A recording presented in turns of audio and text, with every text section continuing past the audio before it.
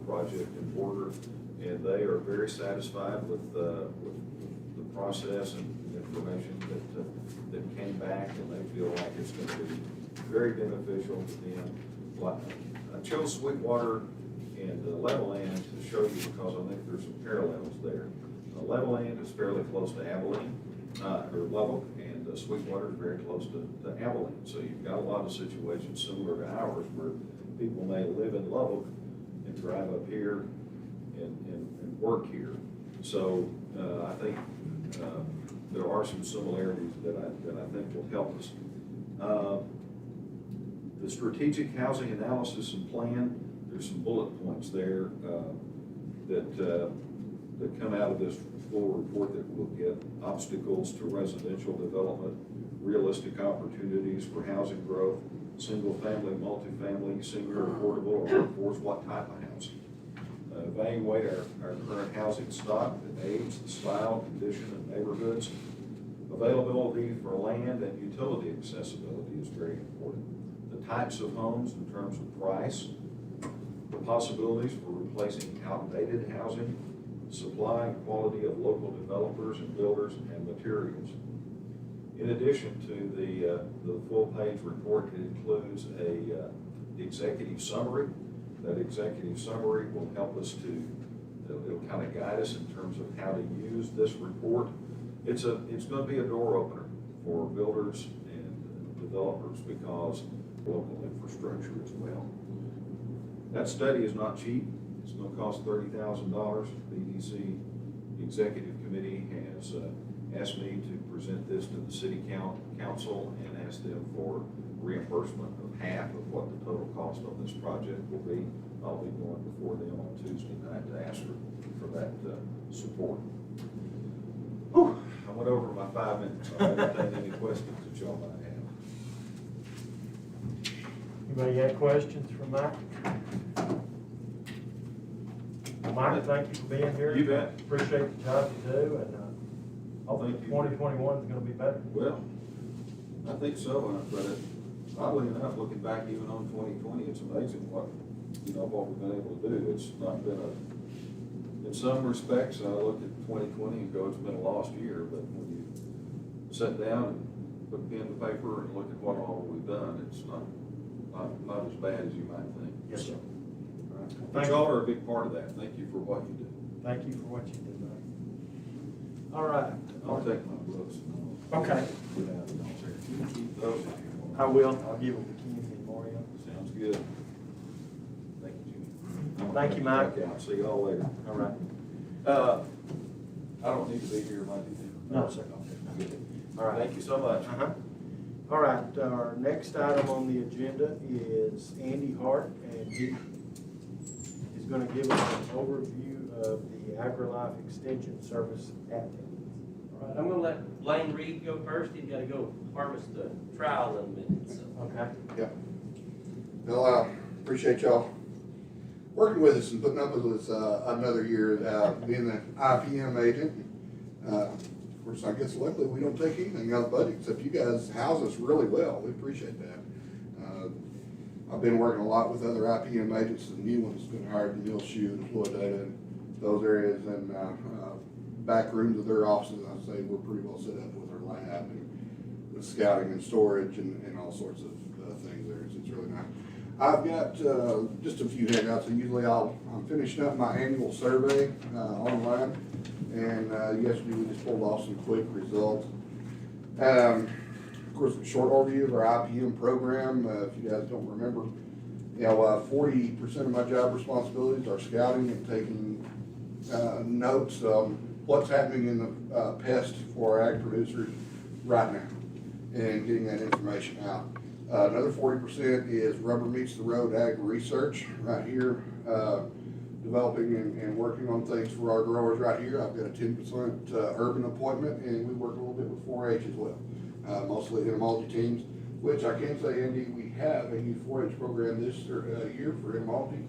It is entomology photography collection. So we're going to be collecting insects by via camera, putting them on a PDF, and we're going to be judging them statewide. And I guess yours truly is going to be the state superintendent Congratulations. Yay. You have an idea and they say make it work.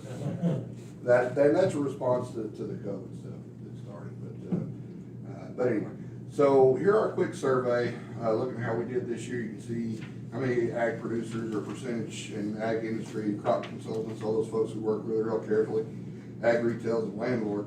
That first response right here, this is basically just a listing of the major pests we had this year and how well they thought we got the information out on those pests. Turning the page, some of the research trials we did and how big of an impact they think they are going to be. This can help me figure out what trials we need to work on next year, get together with our steering committee, and see what they think is going to be the biggest impact. You know, one of the things we did this year is work with Cotton Incorporated on spray tip efficacy on thrips. Thrips are a pest that come out of wheat. They attack cotton in the seedling stage, and they'll never kill it, but they'll set that plant back as much as 2 weeks. And it's pretty much automatic from Highway 70 north that our growers have to spray every year. Enter the auxin herbicides and the mandatory EPA large droplet tips that have to go on those sprayers as they're concerned about drift from those herbicides damaging other crops being a primary concern. We're losing efficacy on the thrips out there. And I'm afraid instead of just simply being able to throw a cheap insecticide on that little cotton early, we've kind of found that, yeah, we need to make 2 passes if we're going to be spraying the auxins. So that's not necessarily good news, but it's news we needed to know. Now that was one thing there. Of course, we've got bollworm resistance to both several classes of chemistries and to BT, and we're monitoring that locally with field trials. Spider mites are a big deal in corn. If you still have water for corn, and we haven't had a new product come out in the last 10 years. In the last 3 years, we've been testing all sorts of experimental products from 4 different companies. That's interesting. Our water quality is going down. We're looking at surfactant use and making use of latest things. And of course, we're still the lead researcher for the High Plains on the sugarcane aphid in sorghum. And we think we've also found a new type of weed herbicide resistance in pigweed that we're working on verifying this year, keeping our thumb on these things. So not necessarily good news, but we go out and look for problems and try to find solutions. That's primarily our job. Our survey response this year come back as a value of $57 per acre, which is kind of substantial. Andy, when Extension looks at success, let's see, $2 or $3 an acre is a success. We've never had less than 45 come back in our survey. So we feel pretty good about that. A few more survey responses. You know, I think a lot of our BT and different GMO technologies we've had out there have kind of spoiled a lot of our ag industry folks, growers, that they didn't necessarily have to scout for pests because they were already controlled. We've had this technology out there now 30 years, and we're seeing resistance come up to even the new releases of some of the technology. And we've got to go back and scout, and it's kind of a lost art, and we've taken it upon ourselves to try and help remedy that. We've opened up early ag career professionals to train them on how to scout. And this one here, this first circle, just a survey response of what do you think the impact of this is in the area as far as helping the ag industry, that one. And which it come back, you know, pretty good. We had 18% say slightly better, better prepared 27%, and much better almost 55%. So it's got a lot of support out there. I can say the COVID kind of put a hiccup in some of those projects, but we're getting a lot of support, company support wanting to pay us to train their new employees on how to take care of crops and things in the field, and how to do that. The last question I've got on there is dealing with our urban things. We probably deal with about 15 or 20 calls a month on urban pest issues. That can be bees that are actually in someone's house backyard. It's a very common problem out here. Tree borers, agriculture, cockroaches, bed bugs. We're answering, trying to solve a lot of those things too, and passing on pretty good information. And it's split 50-50 between people saying we have a noticeable impact on IPM in the area, and another one says we have a lasting educational impact. And no one said it was limited, and no one said we had zero impact. So I think those are, of course, survey results. I think focusing for our program next year, we're losing water, irrigation. Our percentage is going down every year, and we cannot just keep focusing. Our company will come in with a spider mite product for corn. That's high irrigation. We'll put this cotton variety trial in a high input garden. We don't have very many of those sites anymore. We're working on a grant through USDA NEFA for SARE. I think you got one on books you're working on too, for a different thing. But this one is going to be dealing with more of a dry land management. One thing we're looking at would be an established dry land. Right now, of course, you have pure dry land and irrigated. But we have a lot of irrigation systems, namely pivots, that some people may still be paying for, but they're certainly insuring, but they don't have enough water to manage the whole pivot anymore. So they've got to consider portions of it dry land. Hypothesis we have, we're spreading that water too thin still. Guys are hoping on a rain, and years like this year, we've had basically no help. The weather station in my house said 3 inches since last September until our ice storm. It's really hard to exist in a dry land environment like that. And certainly I can say our numbers indicate that 2 out of 5 years do we even harvest dry land in Dale County. 1 out of 10 years do the growers make money. And that's becoming a larger and larger and larger portion of that area. So how do we make that balance? We've got to focus a lot more on the dry land inputs to begin with. But my hypothesis is if we can sacrifice enough water to establish a crop, I think 7, maybe 8 out of 10 years, we actually have enough moisture to harvest that dry land and maybe change those dry land acres from 1 out of 10 years of profitability to more like 5 or 6. So this grant would exist for 2 years. We've got a site picked out on the Hale Swisher border, covering both acres there. We're on half of this pivot. The grower can focus his irrigation to follow Dr. Barnowski's research at halfway to precisely put out those droplets of water when that crop needs it the most. Not to just water the whole thing all year long, but time it for most impact. And then we should have enough water to invest 1 to 3 inches to establish dry land on the other side. And one, we'd like to prove our hypothesis that it works. If that's the case, with the federal grant, we can come in and approach our ag insurance folks and say, hey, and pretty much everywhere from Lamesa, Texas, up until Nebraska is going to be facing this issue with Oklahoma for drought at some point in time. Right now, the insurance has dry land or irrigated. And if a single drop of irrigated, technically, or water goes on the dry land, it's irrigated. Well, meanwhile, we have our insurance rates for the farmer's APH. That's their guaranteed if the crop fails, what they make. But if they put 1 drop of water on dry land and walk away from it, that goes into their average and draws down that APH. That's why it's technically illegal to do what they're doing now. But if we can prove to establish some dry land and improve sustainability, both ecologically and economically, I think that can be a third insurance option that would pay our growers better, should be better for the insurance company. And how does that look in management terms? What's the best agronomic? We're working with Dr. Jordan Bell out of Amarillo on this grant, if we get it, where she's going to look at everything soil-wise and agronomically. Probably every trial we can put in there, we will, from fertilizer to herbicide, and see the rates and get these things hammered out. We're also working with our district entomologist to do the same thing on the insect side. Do we need different thresholds for different pests and how to make this work? So hopefully, if we get the grant, when we finish up with this, we can have rewritten the book here in 2 years on how to manage it if it comes out. That's not every dry land acre, of course, but maybe it'll still justify having a pivot on a certain amount and keep those incomes sustained. So with that, I'll get any questions that kind of sum up our program and where we want to head this next year. Okay. Any questions?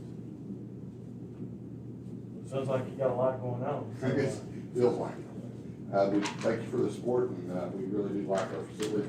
By the way, we're still sorting that sorghum thresher at the Tyler King, it's working out really well. We had no problems popping in every time we needed to get that thresher out to go to the field and do research on, so we appreciate it. Thank you for what you do. Thank y'all. And I'm gonna go harvest. All right. Thank you, Glenn. Audra and I just have a brief second of what we're gonna kind of update with some of the things that we're also doing in Extension. One thing I did want to mention is I brought the information about the South Plains County Judges Commissioners Conference coming up that Extension's putting on. So if you guys, I'm sure you got emails and information about that, but just wanted to kind of bring that up. And then just kind of to reemphasize a little bit with what Wayne was saying on some of his trials. Adult-wise, I'm still working, trying to do some programs, more livestock and cattle related. And it, because of the dry land acreages that we're getting, a lot of the farmers are having to turn to different alternatives to try to stay in business. And livestock's one of those options that I think is good for them. We've been doing a radio program, as I mentioned last time we were here. So if you get done, I think it's 11 o'clock this morning on all ag all day on 900 AM. You may want to go listen to that. But we did interview Dr. Justin Benavides, one of our ag economists, last week, and he's going to air coming out soon. And he talked about some of the risk management programs that are going to be offered to some of our livestock producers. And a lot of our producers are unaware of those programs because, number one, they might be new to the livestock industry, or it might be some of these programs in general are new. So I actually wrote a letter of support for Dr. Benavides yesterday. They're trying to write a grant to get some money to be able to develop a booklet that we can get out to some of our local producers that will kind of inform them a little bit about some of the disaster programs and all related to livestock. So I'm hoping that will be a big impact to some of our local livestock producers. 4-H wise, I'm working on livestock judging this year. That's my main in-depth plan. So we've been having some livestock judging practices this fall. Also working with our livestock quiz bowl teams. We've been having practices with those this fall as well. We're going to have about 3 junior teams, 2 intermediate teams, and 2 senior teams. So I would venture to say Hale County will have the biggest participants in the livestock quiz bowl competition coming up. That competition's in December. And then we're getting ready to do our stock show entries. We're going to do next week. We're going to go to Abernathy and be there in the afternoon to do stock show entries, and we'll have a day here in Plainview for all the people to come in. I think our stock show numbers and our validation numbers are up this year. People are excited about showing. All the major stock shows are trying to make the most accommodations they can to make sure our exhibitors are going to be able to participate in these stock shows. We finished validating sheep and goat this last month. We're getting ready now. I'm starting swine validation throughout this month. We'll get that done, but our numbers are up, the participation's up, and I think there's a bright future ahead with these young kids participating in the livestock program. Any questions? All right, thank you guys, appreciate your support.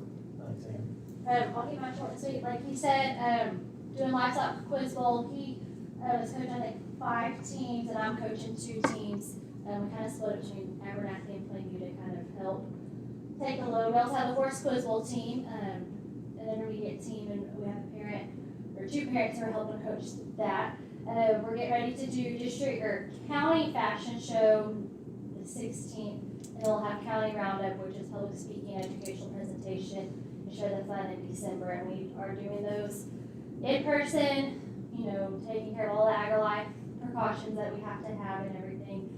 So even though those are they're virtual for district, we just really want to give those kids a chance to compete in person. And then also, I just wanted to remind y'all that Monday, November 23rd is the district Gold Star Banquet. So if y'all are coming, if y'all would please RSVP to Kathy by Monday. And I think you're unable to go, correct? Yes, ma'am. So, and they do ask that while there, you wear masks while walking about, but once you sit down at your table, you may remove your mask and stuff. But if y'all just let Kathy know on Monday, so. All right. Well, we appreciate y'all being here this morning and presenting the report. Y'all have any questions? All right, well, thank y'all. All right, the next item on our agenda is Stacy Hardage. She is not available to be here today. She'll be here on Monday, along with a person from the engineering firm, and they'll attend our, Monday meeting by Zoom. So we'll hear from Stacy on Monday. If y'all wanna get out your agenda for Mondays, that concludes our agenda for today. If y'all wanna look at the agenda for Monday,